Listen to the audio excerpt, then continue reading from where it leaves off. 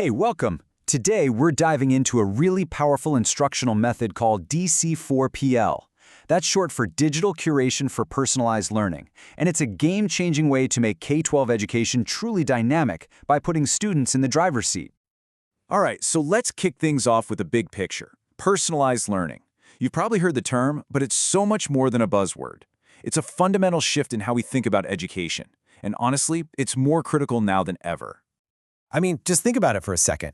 Everything in our digital world is tailored to us. From the shows Netflix recommends to the news we see, it's all personalized. So why is the classroom so often the last place to catch up? It really forces us to ask, is that traditional one-size-fits-all approach to teaching just obsolete?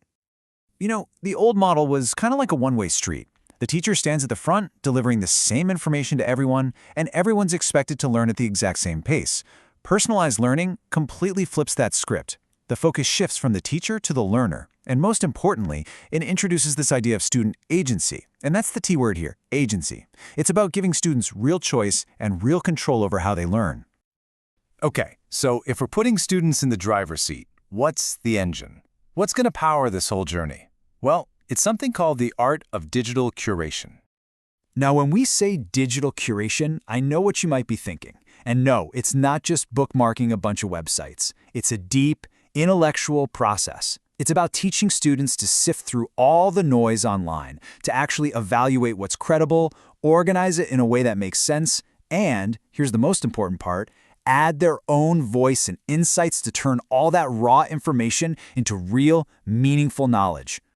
And what this does is it creates this huge, fundamental shift.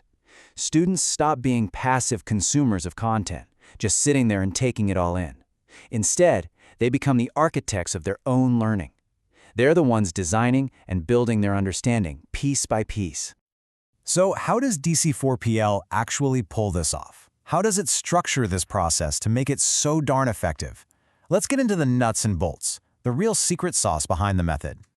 At the heart of DC4PL is this really powerful idea from psychology called self-determination theory. It basically says that for us to be truly intrinsically motivated to do something, 3 of our basic psychological needs have to be met, and those are autonomy, competence, and relatedness. Sounds academic, but it's actually super intuitive. Let's break down what those 3 things mean. First up, you've got autonomy. This is our deep-seated need to feel like we're in control, right? To be the one steering the ship. DC4PL nails this by letting students pick topics they're actually curious about. They get to decide if they want to learn from a video, an article, or a blog post. That feeling of I chose this, that's a huge, huge motivator. Then there's competence. This is all about feeling like, hey, I can actually do this, and then succeeding. The very act of finding a great resource and adding it to your collection is a small win. As students build these collections, they're not just learning facts. They're getting better at research, at organizing, and at tackling complex info. It builds this genuine sense of mastery and self-confidence. And last but not least, we have relatedness. We're social creatures, right? We have this fundamental need to connect with other people. DC4PL is built for collaboration. Students can work on collections together, share what they found, and give each other feedback. It stops being my work and starts being our project. You're building a real community of learners, and that's incredibly powerful. So what makes DC4PL so brilliant is that it brings everything together. It merges that motivational pull of self-determination theory with a really solid cognitive model for how our brains work. It's called select, organize, integrate. That's literally how we learn. We select new information, we organize it, and we integrate it with what we already know. So you're hitting both sides of the coin, the why we want to learn and the how our brains actually do it. That's the magic.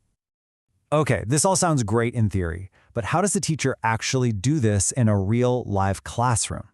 Let's get super practical and look at 3 different models for putting DC4PL into action.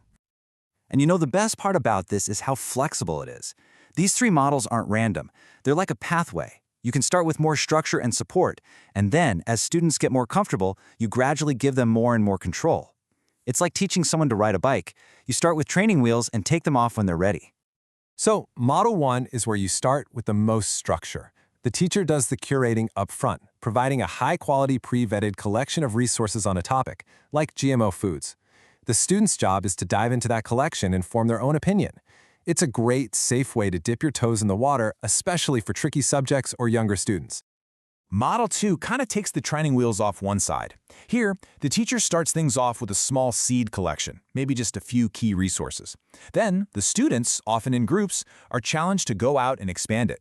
It's that perfect middle ground. You've got some guidance, but also a lot more freedom to explore and contribute. And then you've got Model 3, which is the full-on, open-ended experience. The teacher just gives the topic, say the Great Pacific Garbage Patch, and the students build the entire collection from scratch. This is where you see maximum student agency, and the teacher's role beautifully shifts from being an instructor to more of a coach or a facilitator. Okay, so how do you pick? Which model is right for your classroom? Well, it really boils down to asking yourself 3 simple questions. How much time do you have? How comfortable are you and your students with the tech? And how ready are your students for this kind of independent, open-ended work? Your answers will point you to the perfect model for your situation. All right, let's pull back for a second and look at the big picture. When you put all this into practice, what's the actual impact?